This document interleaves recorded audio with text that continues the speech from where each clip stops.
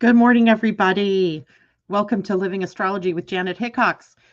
Grab your cup of coffee or your tea, sit back, and let's chat about what is happening up in the stars above for the week ahead, the week leading us into the autumn equinox if you're in the northern hemisphere, and the spring equinox if you're joining us from down under, which I kind of doubt because it would be really early in the morning for you. But just in case you are, we are talking about the equinox in general. So the same aspects happen in the northern hemisphere as happen in the southern hemisphere.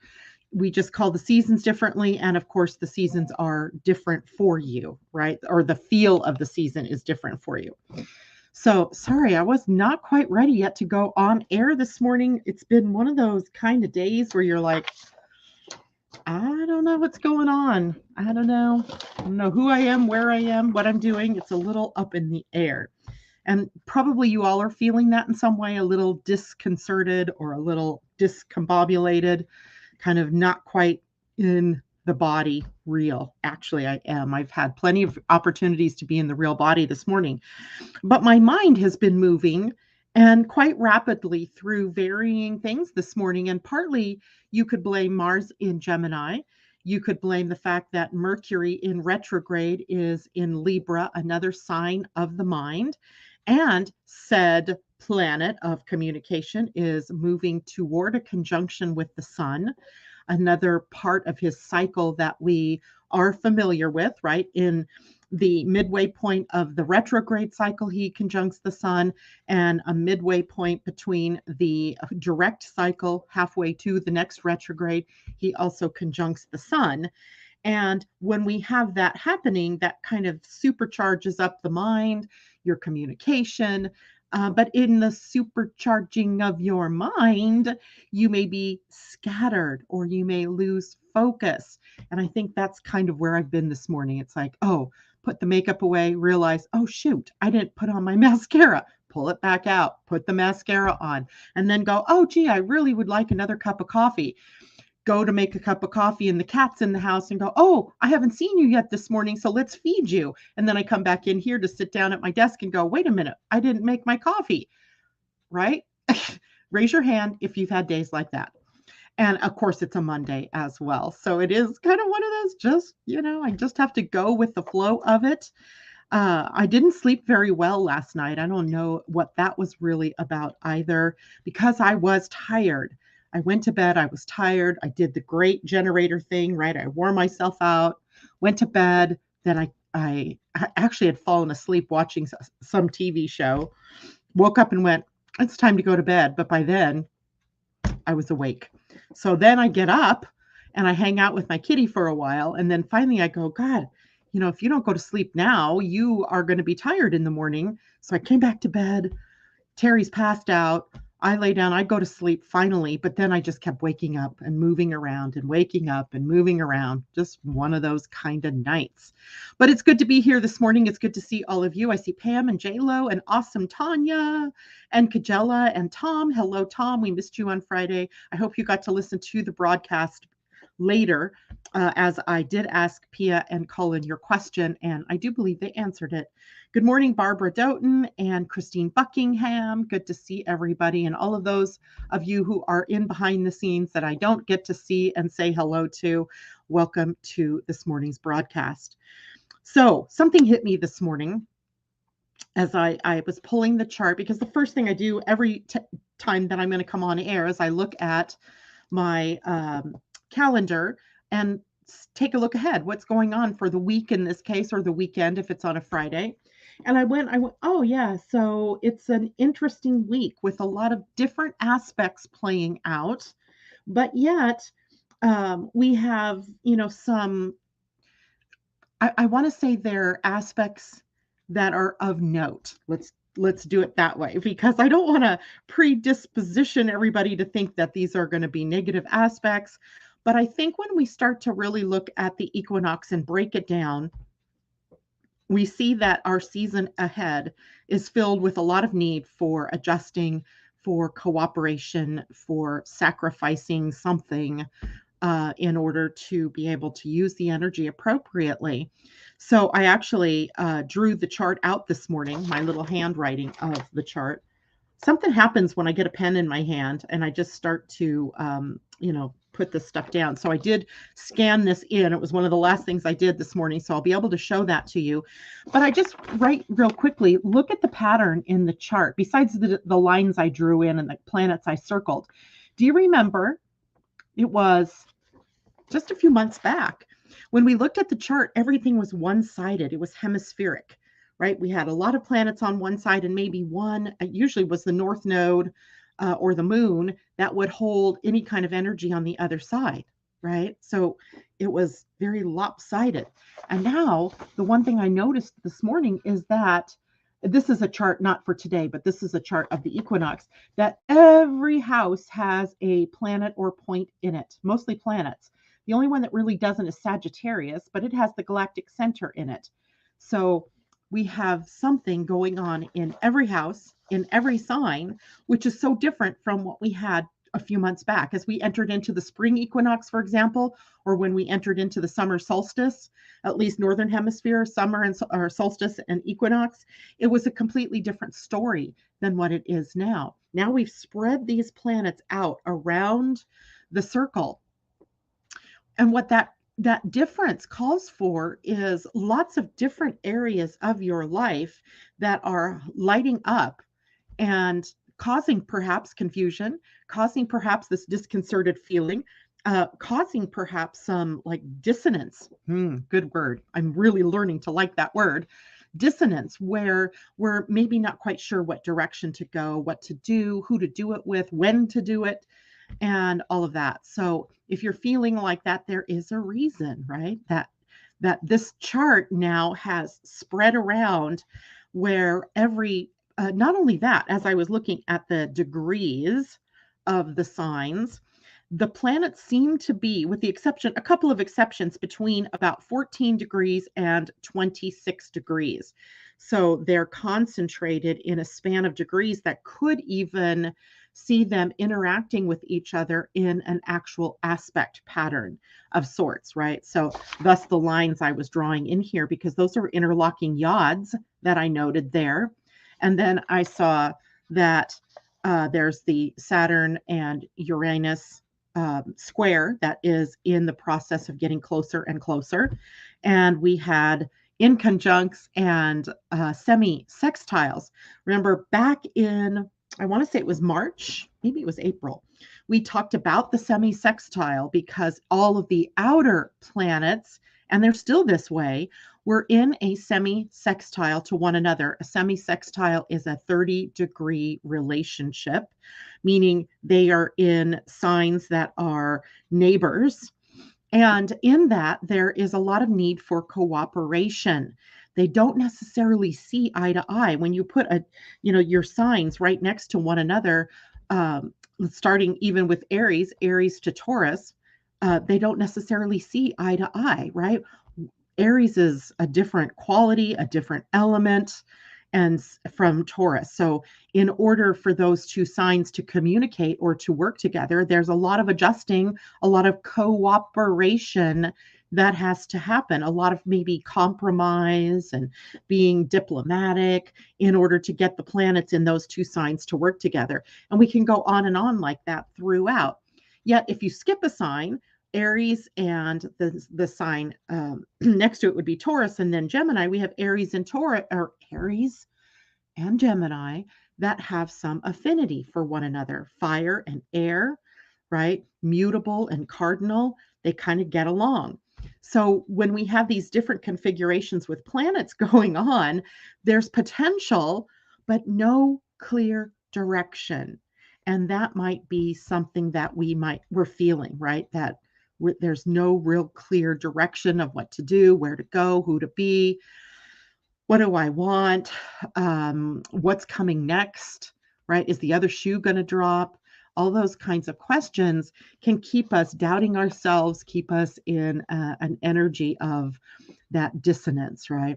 So tell me a little bit more about how everybody else is doing this morning. I'm out of focus. Kajella, is that true? Did I have a fingerprint on my camera? Now it's going to take a minute to come back in. Does that make it better? Or is it something going? No, I have full internet, so I'm good there. So hopefully it's just something temporary, or maybe something on your end, or maybe I put my thumb over my camera lens. Who knows? So hello, Requiem for a Tuesday. Kajella, tell me if I'm back into focus for you or what. I don't know what else I could do. So today I want to talk a little bit about, this planetary dance where these planets are all, splayed out around the wheel, and what that looks like for the spring or the autumn equinox, which is literally on Thursday at 6:04 p.m. West Coast time, 9:04 p.m. East Coast time. And what that is characterized by is when the sun moves to 0 degrees of Libra. That sets the equinox time. And at that point in time, we have equal amounts of daylight and darkness in the northern hemisphere. And same thing in the southern hemisphere. They'll have the same thing. And except the difference is in the southern hemisphere, their days will begin to get longer. In the northern hemisphere, our days will begin to get shorter. We enter into a period of time of more introspection and more internalized work, where they enter into a more blossoming, outward focused time of the year. So it affects us differently. But indeed, what we have is this energy of a change, a shift coming. Now, in human design, it's pretty obvious when we get, at least to us as practitioners, it's pretty obvious when we get to an equinox or a solstice, because we have a sort of combination of gates that occurs every equinox or every solstice that takes us into a new quarter of the year. And that is always characterized by one of the gates on the identity center, the yellow diamond, or it might be a white diamond in your own personal chart. That is called the Center for Love and Direction. And so the turning of the seasons always occur at the gates of love. And it always opens an opportunity then for us to engage in the world in a more loving way based on what those gates are. So the gateways that are the equinox for fall are the gate 46, where the sun would be in the gate of embodiment and the love of the body, the love of being in this physical realm, and the earth at the gate 25, the love of spirit, right? So you get this feeling that this time of the year is a time to really become the embodied spiritual expression of your soul, right? The embodied spiritual expression of, maybe we could even call it your true self, right? Your true self, your God self. So every year when we get to this period of time, one thing is we're moving more internal, at least in the northern hemisphere. And we are also looking at how much more can we express our body divinity in the world, right? So that might be a need for us to come inside for a little bit. That might be a time for us to change directions a little bit. And when we are looking at this kind of change, it creates that dissonance, that foggy feeling that I don't know what to do. The things are not quite this way and they're not quite that way. So it makes us feel like we're torn a little bit. And that's kind of what this seasonal gateway portal is bringing us to, right? This sense of things changing, but not necessarily sure where we are going yet. So nothing really wrong with that, but we interpret it, right? We interpret it as something's not right, or I feel like I'm not doing what I'm supposed to be doing, or any number of ways. You guys let me know, in the chat, how are you feeling this energy? What are you feeling about it? And how's it impacting you? Good morning, Michelle. It's good to see you. JLo says, I changed my settings on quality as it does the lowest. My PC is only a year and a half old, so the graphics need to be higher. Let's see, maybe in my settings, do I have my camera resolution set? I do. I have it set at anything but high def. Maybe that helps. Tell me. Let's see. Thanks, J-Lo, for that. Michelle, good morning. Takes me longer to get home from school drop-off now. I'm definitely feeling all those things you mentioned. Where am I going? What's going to happen? Where's this going? Indeed, right? We've been really upset off of our balance. But now, one thing I do know is that when we are not pushed a little by something, or by circumstances, or by our own inner engine that's telling us something needs to change, then we are bound to stay in our comfort zones. And we are not allowed to do that at this moment in time, right? This isn't a time for us to do that. This is our jumping in both feet carefully without, um, we want to jump, but we want to jump appropriately into whatever it is that we're doing in our lives. Marcy, good morning to you. Requiem says, I can feel a shift starting. Indeed, that is a part of what is happening for us. And September is quieter in that, right? We've had not a lot of big, loud transit type things. In fact, that's given me more time to, talk about other things during this month so far. But that isn't true for next month and beyond, right? So this was a month for us to really get some clarity around what we wanted, what direction we were going to go, what's new, what it feels good to us, what direction did we feel like we really wanted to move in, and to do it despite our fears, right? Starting next week, it'll be 27th. So next Tuesday, we begin the 8-week process of the sun moving through all the gates of the spleen center. So all of our fears, our paralysis points, our comfort zones, our needs to move away from something or move into something are triggered as we start to move into this last week of September, or next week as we move into the last week of September. So while it's quiet on the outer expression perhaps, or on the chaotic expression, depending on your life and your chart, there's a distinct need for us to be considering, where are we going, right? What do I want to do? Am I really expressing the fullness of who I am? So those questions. Now we add to that on the equinox day. In fact, it's already happened. It's happening. We have 7 planets and dwarf planets in retrograde. That's a lot of planets in retrograde. Now, juxtapose that against the February, March, and April, where we had no planets retrograde, right? So we had go, go, go, go, go energy in those first couple of months of the year. And now we have slow it down, internalize, get inside yourself. What's your soul talking to you about energy for the rest of pretty much the rest of this month and for most of October. So when we start to see planets, with that internalized focus, wherever it is that you need to make changes on the inner realm, those are the things that are going to start popping up in your outer realm, right? Because inner as within, so without, as above, so below, those things that we, take as truths, but I don't know that we ever really think about, is that, something that really is activated in our own lives.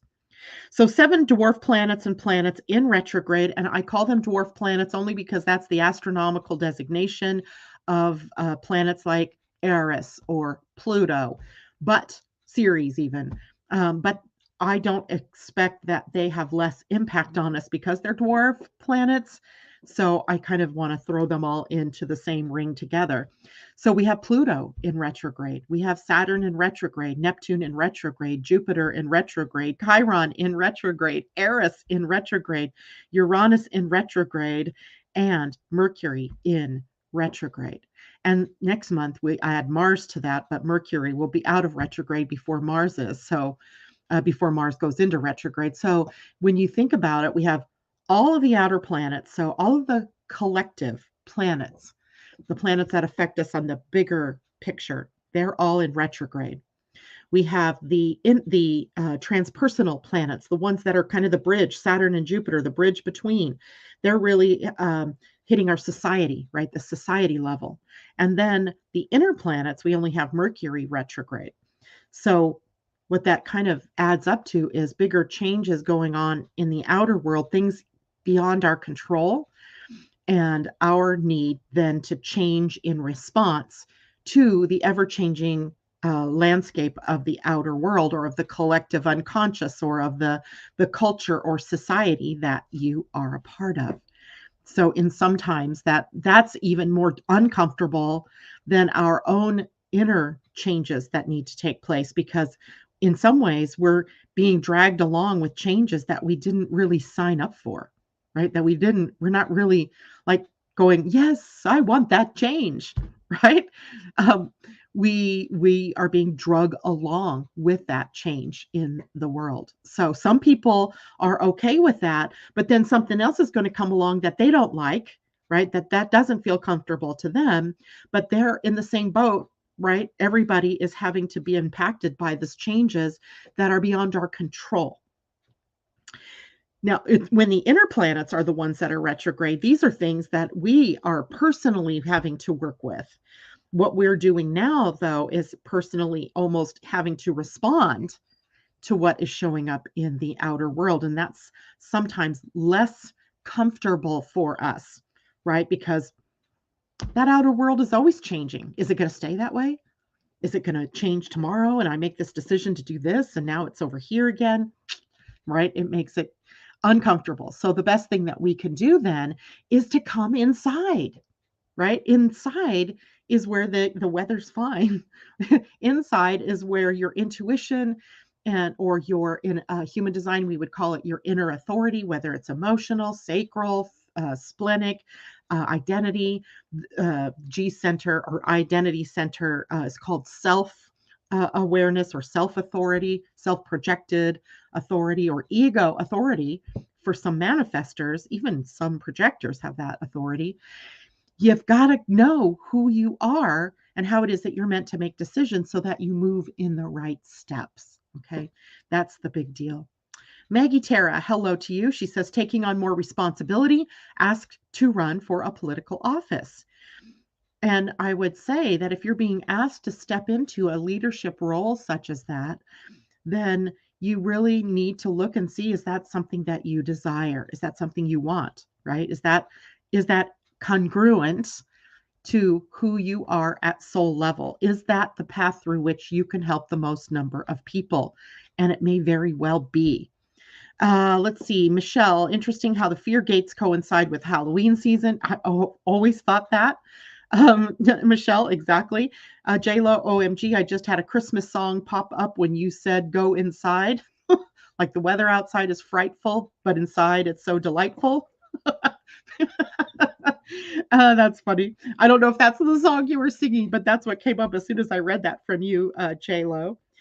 So anyway, so we have those 7 planets in retrograde, dragging us inward, pulling us back inside. And then we have planets in every sign and every house, even Sagittarius, which is the only one that is lean in terms of being a planet, but a very important point in our astrological landscape is the galactic center, and that is in the sign of Sagittarius. So it's a little iffy with that one there.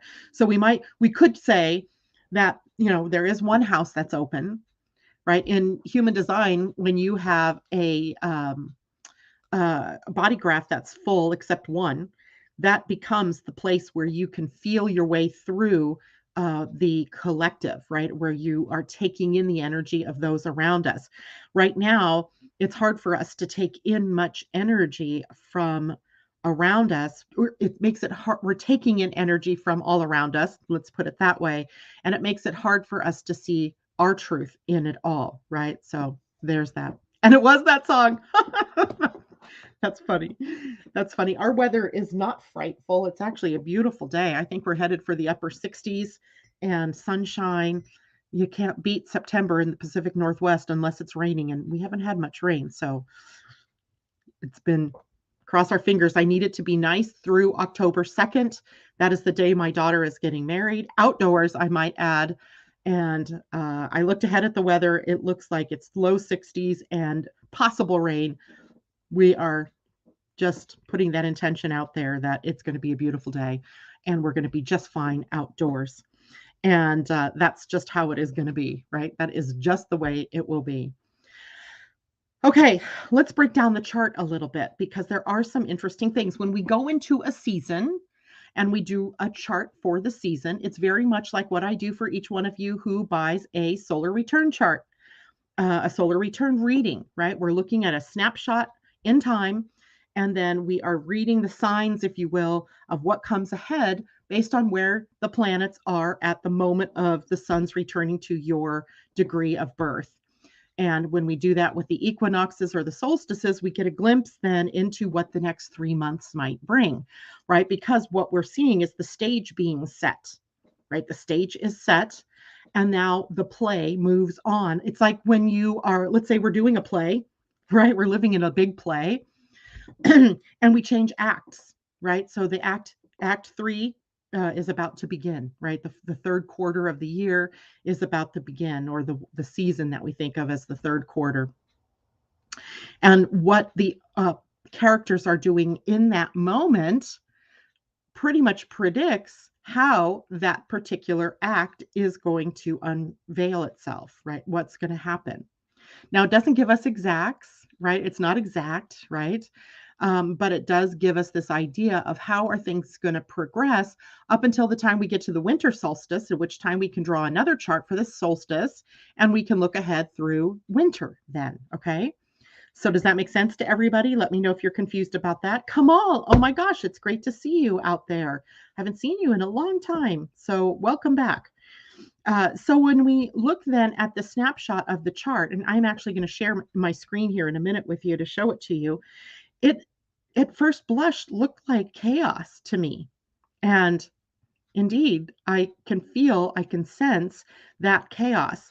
So let me see, I might first have to open up something here on my desktop, and then I can share my screen with everybody. And share screen. And is it a window? Yes. Okay. So now what you're seeing is mine already written out. So I scanned this. So hopefully everybody is seeing that. Let me know if you're not. But when we are looking at this chart, the first thing I noticed was look at everything is filled in some way. And I've even tamed down the number of planets or points that I'm using to include, oops, how did I do that?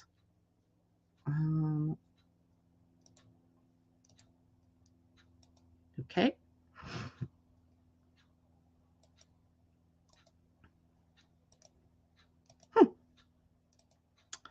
I just love it when Mercury is retrograde. Doodah.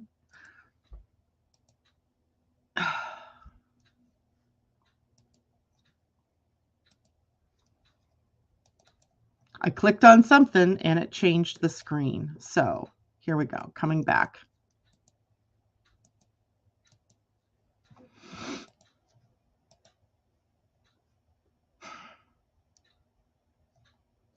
Of course, it's populating everything except what I want to share.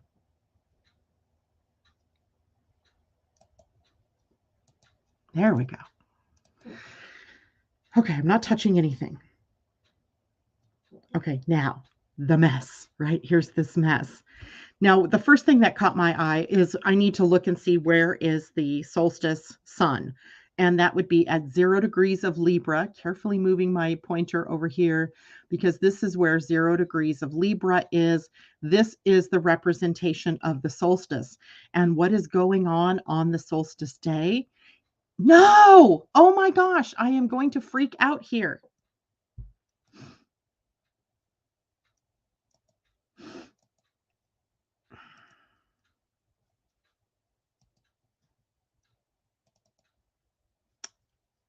Okay.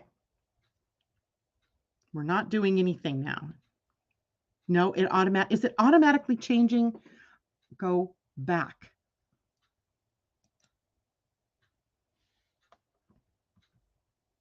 Sorry, I'm not going to show my screen because it's just driving me crazy. And it keeps shifting to all of the other charts I happen to have on my desktop. So without clearing my desktop off right now, I can't do it. So I have it in my hand. We can look at it this way, okay? So the first thing that I noticed is right here, Mercury in retrograde is conjunct the sun. That's the representation of the symbol for conjunction. And they are exact 0 degrees 00 for the sun and 0 degrees 30 for Mercury retrograde. So that means for the entire season, even if Mercury goes off retrograde, right, we are stuck with, or not stuck, we have the energy of the sun conjunct Mercury. I think about that, and that is a stream of information coming up to us from our internal self, our soul, our intuition, our inner mind, if you will. So that can get tiresome, and we may have to do a lot of meditative type things to keep ourselves calm, cool, and collected in the face of information that's coming up. But the information coming up, it is, right? Mercury in a conjunction to the sun gives a lot of focus to the mind and to communication. So we are internalized since Mercury is retrograde. So that means to me a lot of the inner voice being heard, a lot of the inner voice, the inner intuition. And we talked a lot about intuition on Friday with Pia and Cullen. So it's out there already that we understand that somehow this season going into it, we're going to have to depend a lot on a skill that some of us are better at than others, right? Our outer world has been pulling us and tugging us for a long time, calling us out, if you will, to use the mind, right? To be logical, to recognize patterns, to follow the facts. But as we've seen throughout the last couple of years, where the news, we can't even trust the news anymore, and what, facts are coming up. What is a fact, right? Is it somebody else's truth? So the only real truth comes from our ability to go within and to listen to our inner voice, right? The outer world can lead us away from that, but we are looking at a season where our inner voice becomes very, very important to us, right? Tom, take that off. No 96 days till Christmas. We don't want to know that yet. But everywhere I go, Christmas trees are up. You go to Costco, you go to Target, you go to Fred Meyer. They have all this Christmas stuff out, and we haven't even gotten to Halloween yet. Yes, they do have Halloween costumes. Yes, they do have Halloween candy. But do you remember me telling you back in July that they opened up our Spirit Halloween store here? Really? It's crazy. So I'm not participating in Christmas until it's closer to Christmas. Okay, anyway. All right, JLo, thank you. I will do that later. I'll post this chart on Facebook so everybody can see it. Now, so Mercury conjunct the sun, lots of information coming at us, but the need is for us to filter that through our inner selves, right? Through our inner voice, through our inner intuition, through our inner knowing, not being so certain of that outer world and what people are saying or what's happening out there. Now, when I also looked at that, the Mercury Sun conjunction is also relatively close to an opposition to Jupiter. Jupiter will be at 4 degrees, 12 minutes of Aries. So Libra and Aries are opposing signs. We often call that axis the love and war axis. It is the axis between who I am, the I am house, or I am Aries experience versus the we are Libra experience. So we can see that there's two dynamics kind of pulling in opposite directions. Jupiter's path of growth and expansion is taking us on a journey of standing on our own 2 feet, letting go of dependence and codependence in favor of interdependence, right? Not even independence, but interdependence. How can we all work together to create the world that we live in? Because we're doing it anyway, but we're just not conscious of what we're creating. So how can we bring more consciousness to the world that we are creating, to the reality that we are creating on an everyday basis, right? So there's that. Then as well, when I looked at this, I saw the other thing that jumped out to me were these interlocking yods. So you see the yods. So a yod is also called a finger of God. It is a configuration more than just an aspect. An aspect would be the inconjunct in this case between Saturn and the black moon Lilith. But then when you have the black moon Lilith also in a sextile to Venus, and then Venus in an inconjunct to Saturn, it forms a yod, right? A configuration. It is a configuration that sometimes looks like a hose, like an arrowhead pointing us in this direction, right? At the point. So what are we having to release, right? The release point is up at Saturn. And if we look at the base first, the base becomes a stability point, and the base is between the black moon Lilith and Venus.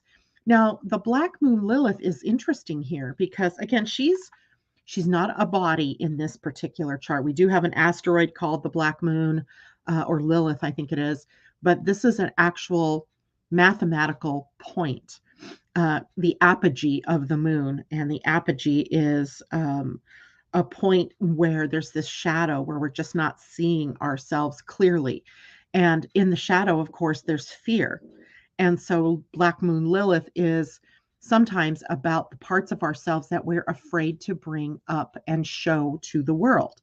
So we have this apogee or Black Moon Lilith in the sign of Cancer, whose fear is kind of two-pronged. The fear of rejection, but also the fear of abandonment. They kind of go hand in hand. Like if you reject who I am or what I'm doing or what I love or my very beingness, then you are also going to be triggered by perhaps abandonment. They're going to leave me, right? They're going to not listen to me. They're not going to pay attention to me. So we have those interlocking fears of the Black Moon Lilith in Cancer. And this is, you also have your own personal Black Moon Lilith. So I'm really talking about the greater collective energy. And the Black Moon Lilith in Cancer is also about the nurturing, caretaking, familial, traditional aspects of who we are, our foundation, right? What makes us safe and secure? What makes us feel like we belong? So our belongingness is kind of being assaulted even in this. But she is in a good aspect with Venus. Venus represents our value, our self-worth, and our financial system as well. But I'm looking at this more because Venus is in Virgo, the Black Moon in Cancer, and they are sextile one another. It's a sextile that makes the basis of the yod. That is an aspect pattern where the energies are like-minded, right? They can get along. They may not do things exactly the same way, but there's enough commonality between them that they get along. So Venus in Virgo calling us to the practical expression of our self-worth, of who we are, taking the steps, ever practical, right? She's very much the embody part of this game, where we have the Black Moon Lilith in the nurturing, taking care of aspect. Now, that's not to say that we're here to nurture everybody else and not ourselves, right? Nurturing goes both ways. And valuing goes both ways. But how can you value others if you don't really value yourself, right? Good question, right? So we have the idea of valuing ourselves, caring for ourselves, caring for others, valuing the whole of the experience. But that nozzle point, this tip is pointed up here at Saturn. Is that in the picture? Right here at Saturn. And Saturn is the planet of discipline and form and structure. And he is in the sign of Aquarius, orienting us to a new world, orienting us to a new way of being, orienting us to restructure our foundation to be more inclusive, right? To be more inclusive, to see ourselves and our commonalities and value those, as well as valuing our differences, right? How are we different? How are we the same, right? So some of you got invitations this weekend to do the manifesting blueprint with me. And one of the first things that we look at in one of those sessions is, how are you structured to look at the world? Are you looking at the world through similarity? I'm like this, I like that. Or are you structured to look at the world through contrast? I'm not like that. I don't want that. I don't like that, right? So we are always It doesn't mean that the other one isn't valuable. It just means that some of us are sort of predisposed to look at differences while some of us are predisposed to look at similarities. Both are necessary, right? So here we get this idea with Saturn to move into the future, we have to have this mutual understanding of value and worth, and to let go of the old, I'm more valuable because I'm a white male versus you as a black male or a black woman, or a woman more less valuable than a man, and all the different biases that we have, right? I'm better because I'm wealthy and you're not as good because you're not wealthy. Those kinds of things got to go. So we are being asked to sacrifice something in a yod. What are we going to sacrifice in order to move forward? Right? Those old beliefs, those old patterns. That's part of that. Then we have another yod, which I almost missed. We have another yod that interacts here. And this is all just in one chart of the autumn equinox, right? So it's not a pattern that goes away tomorrow or the day after the equinox, right? Of course, the pattern itself will move on, but we're now entering into the new act of this play called Life on Planet Earth. And these are the things that we're going to be working through in this next period of time, these next 3 months. So forming the base in this other yod is the planet Neptune and the planet Pluto. And the midheaven of this chart, that the MC just means the midheaven of this chart.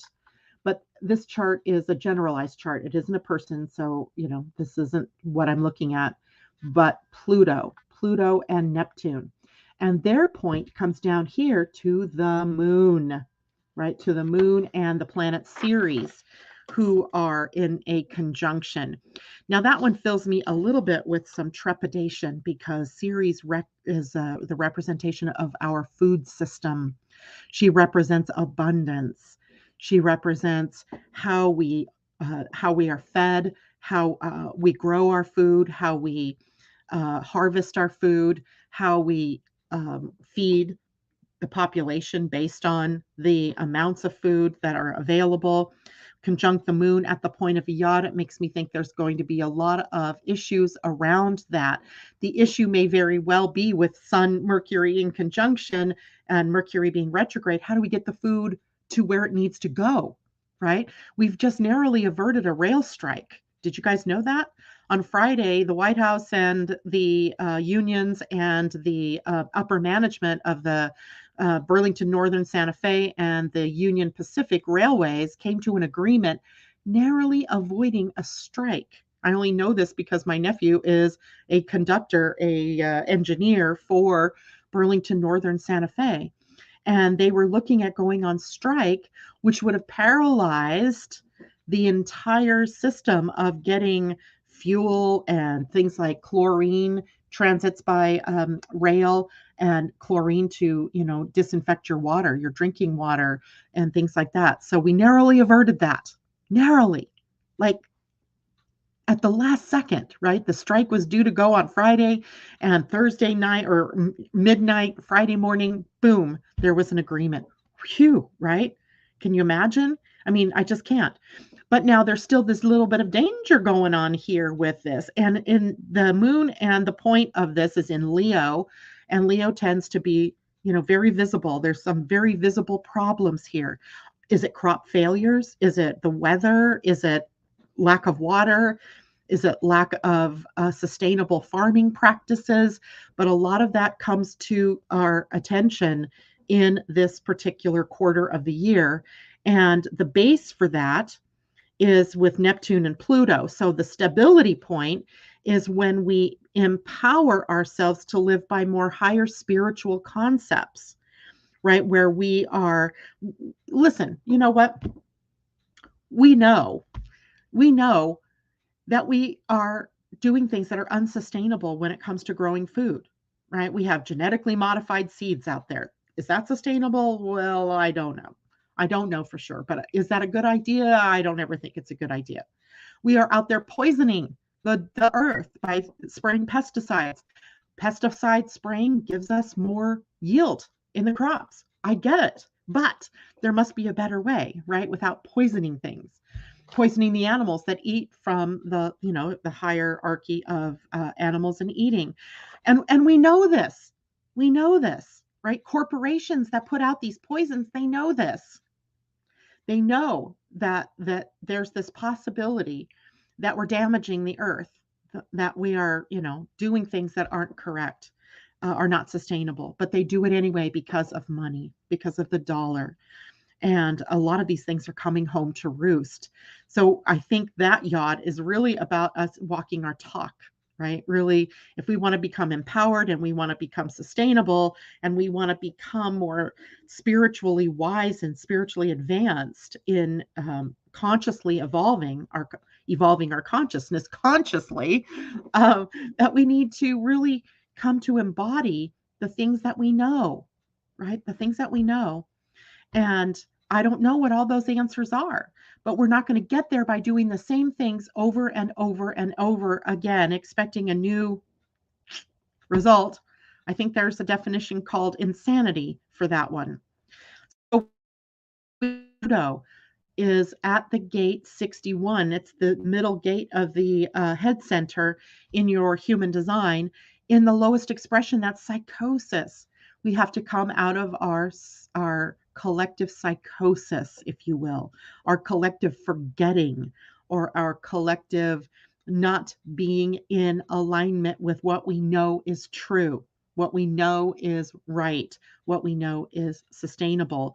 And we're going to pay the price here if we don't make some key changes. Okay, so paying the price in our food system, in the delivery of goods and services, and making it an emotional season. Now, the high side is that we do make some changes, right? That we do recognize before we fall off the edge that we have to make some changes. And like the strike being narrowly averted on Friday, before that started to impact this country. I don't know if that impacted other countries, but I'm sure getting things from one coast of the US to the other to be shipped off to Europe perhaps could have been impacted. So there's this feeling like we're going to struggle, but then maybe at the last hour and the last minute, we might be able to see the light and make the changes. So there's that. And then on top of that, this line here represents, at this point, it's Saturn. Down here, it's Uranus. And they are lined up in that square aspect, which then again is not exact in October, like 0.3 of a degree away from exact. Really, I mean, to me, that's exact. And very much activating and activated during this particular season. But this is the last iteration of this one, right? For a while, I think 45 years or something like that before we have to experience it again. So a lot of the changes that began in the January of 2021, end of 2020, and carried on through different times that Saturn and Uranus have come together, are finding its ending at this period of time. And it'll be interesting to see what that's all about. We have Saturn again in Aquarius, and Uranus is in Taurus. So we have the banking and money, the economy with Taurus.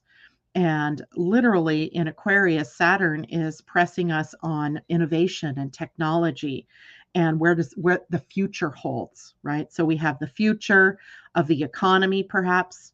We have the future of money. If you guys are cryptocurrency nerds like I am, you know that we're about to reach something called the merge. The merge is when Ethereum moves into, and Ethereum is a cryptocurrency coin. It moves into a more stable pattern where it's not as driven by electricity, so that its mining is more sustainable. So that'll be interesting. I think that opens up a whole new world of cryptocurrency. That could be a part of this square, this tension between how do we get to the future. And by the way, that whole blockchain idea is that it's secure, right? So there have been people paid millions of dollars to try to hack into the blockchain patterns in different coins, and they've been unable to do it so far. So that holds promise for us for identity theft and for just, people stealing each other's identities all the way from, just hacking into your computer or your phone to, big corporations being hacked by hackers. So it holds a lot of promise for our future. So even though a square is tension, the tension leads us to do something because it's more uncomfortable not to do something, right? So we take steps, we move forward. Now, another aspect, of course, I'm always looking at the nodes. Where are they? And the nodes are always in an opposition to one another. So if the north node is at 14 degrees of Taurus, then the south node is at 14 degrees of its opposite sign in Scorpio. So we have that. That's always there. That's not unique, right? Whatever sign they're in is there.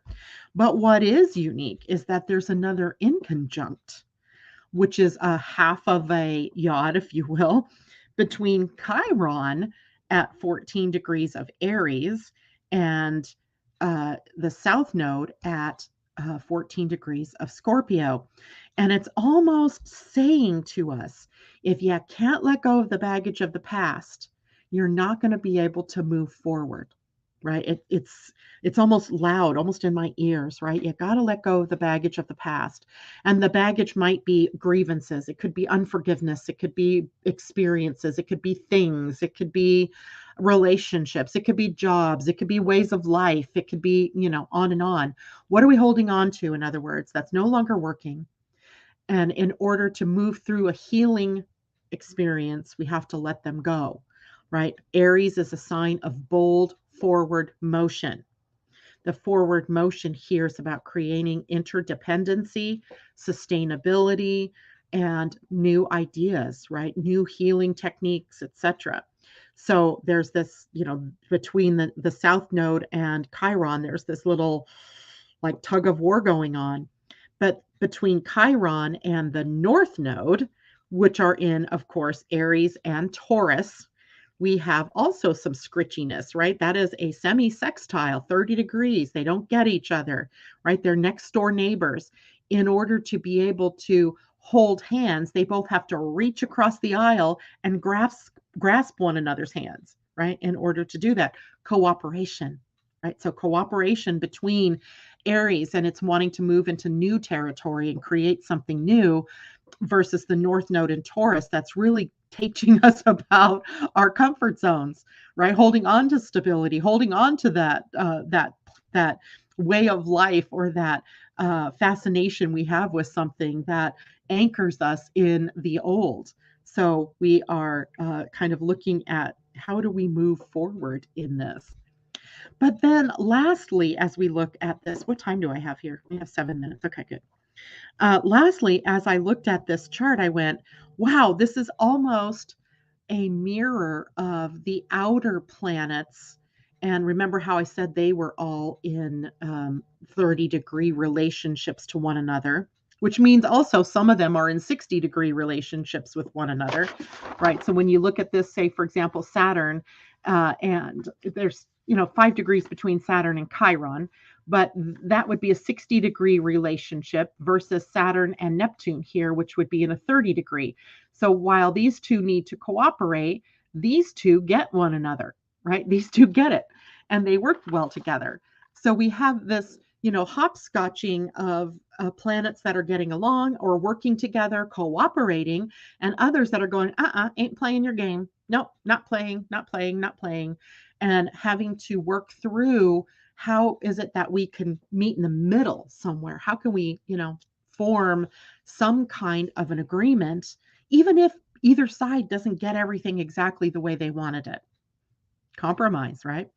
Without compromising oneself, but compromise. How can we work together and come to the middle ground? So with a lot of the planets in that kind of pattern, it seems to me that we might have to do a lot of work with each other through these next few months, trying to find a way, a commonality, some thread that holds us together and that allows us to cooperate, right? That allows us to work in a more cooperative atmosphere, right? Letting go sometimes of our sacred cows in order to be able to see how we can move forward. So that's a lot. That's a lot in one equinox. One day, a lot of energy. But I want to remind you of something very basic here. The equinoxes and the solstices always begin in the gates of love. So the gates of love are beginning on the 21st. The actual equinox is on the 22nd, but on the 21st, we shift to the sun at gate 46, which is a gate. These are on the identity center, which is that diamond that's either yellow or white in your chart. And the identity center, gate 46, is all about being embodied, being in your body, being here on the earth. Not la la la, I'm trying to escape the earth and go ascend to some, other place. Nope. You're on the planet. Put your feet in your body. Put your feet that are on your body in your body on the ground, right? Be in your body. Be the embodiment of the other side, the earth, which is the embodiment of spirit. So the gate 25, where the earth is called the gate of spirit, right? The gate of spirit, or the gate of the love of spirit. So recognizing at this time that you are a spirit housed in the physical body, right? You are both. You are not either or, and either or isn't better than the other. You're both, and you need both, right? You are both. You came here to be both. So why are we trying to escape all the time, right? Why are we trying to escape? You're here to be both. Now, interestingly enough, Jupiter on the 25th of September, so Sunday, at the new moon, right? Is that true? Yes, at the new moon, which is this coming Sunday. Sunday for almost all of us. We have the idea of Jupiter now at the 25. So Jupiter at the 25 is really going to be growing and expanding this concept of being an embodied spirit, right? The idea of being love in spirit, right? Being the spirit of love, perhaps. So that we haven't had Jupiter there in 12 years. So this is a first time kind of aspect, although we had it briefly as Jupiter went forward across this gate back in May or April. And now we have it again for a little bit longer period of time, teaching us all about what it is to be in the gate 25. In the gene keys, the gene key 25's lowest expression is constriction, right? The squeeze play, where we're trying to squeeze ourselves, or we're being squeezed or limited by a viewpoint that is only physical, right? Or only spiritual, but we need to embrace both. Right. So we'll take more time looking at the Jupiter at 25 when we get to Friday's broadcast. Friday, Mercury retrograde moves backward into Virgo. So we'll change the energy up just the day after the equinox, right? So they come together at 0 degrees of Libra. The next day, Mercury transits backward into Virgo. So now we're getting, okay, the signal of what was possible. And now we have to do the practical expression of whatever it is that we wanted to do. So now we're building the bridge. We're building the bridge. That's a good way to look at that. Okay, so anything else going on? I learned something grand lately. Call back all your bodies when you wake and before bedtime in unity and harmony. I love that. That's great, Tom. I call back all my bodies to me in unity and harmony. Amen. That's it. Awesome. I like that. J-Lo, 25.6 is my D design IC. Oh, shoot, in 3 degrees. I'm not sure what you mean by that, but that's cool. That means, so your IC, so that's your family, that's the dividing line. So that's where your genetic lineage, right? A genetic lineage of delivering love.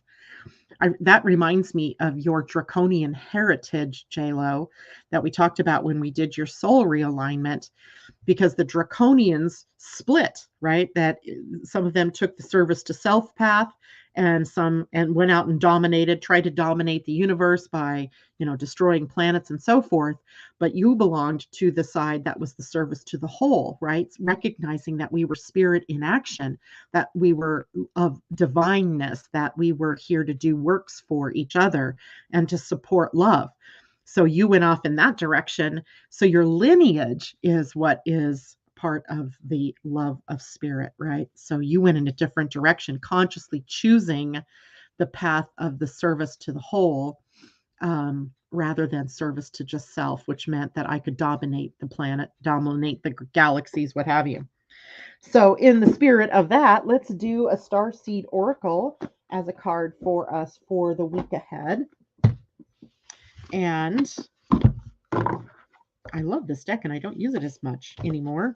Let's do one of these. So, the Starseeds Oracle, and this, let's see, give us some wisdom for moving through the equinox. And the wisdom card is loosen your grip. Coping mechanisms, density, addiction, let God in. This is what that card looks like. All right. So let's look at this card. Loosen your grip.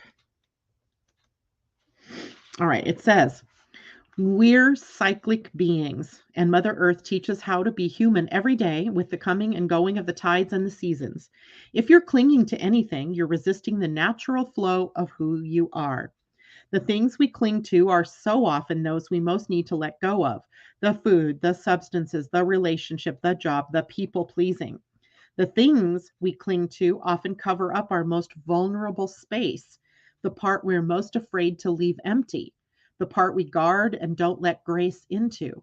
But by keeping that space covered with something that doesn't serve us or clinging to it for fear of it not staying of its own accord, we prevent ourselves from receiving the things that will.